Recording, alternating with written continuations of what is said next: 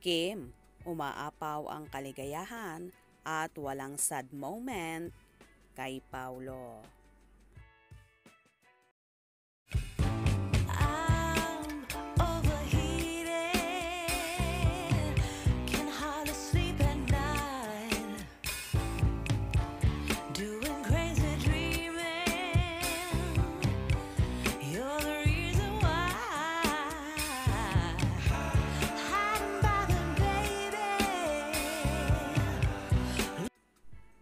Kung may isang nagpapasaya ngayon kay Kim Chiu, yun ay walang iba kundi ang kanyang ka-love team na si Paulo Avellino. Sunod-sunod ang kaligayahan ni Kim sa mga ganap nila ni Paulo abroad bilang bahagi ng pagpupromote nila ng kanilang serye at love team sa mga kapwa Pinoy. Mula sa nakaraang show nila sa Surigao, nagtanghal naman ang Kim Pao sa United Kingdom. Libo-libong tao ang nanood sa dalawa na kinunan pa ng selfie ni Kim habang nagpapakilig sila ni Paulo sa stage. Makikita sa mukha ni Kim ang saya sa mga kulitan nila ni Paulo sa isa't isa, lalo na sa kanilang mga duet song. Walang malungkot na moment si Kim sa tuwing kasama nito si Paulo sa mga ganitong event.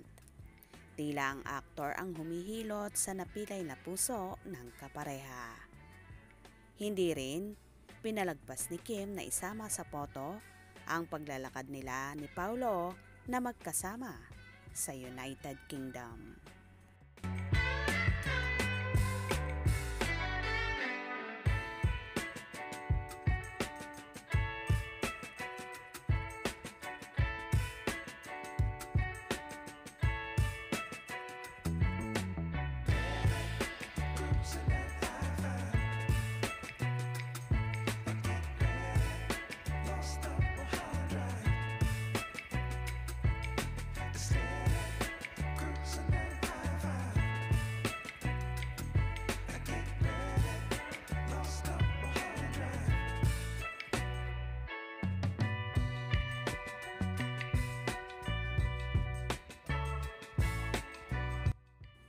Samantala, pinasalamatan ni Kim ang lahat ng mga nanood ng kanilang concert.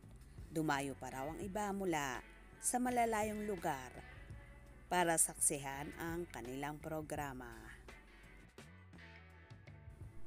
Ganito na nga ka-in-demand ang Kim Pao na talaga namang tinatangkilik hindi lang sa Pilipinas kundi sa iba't ibang panig ng mundo.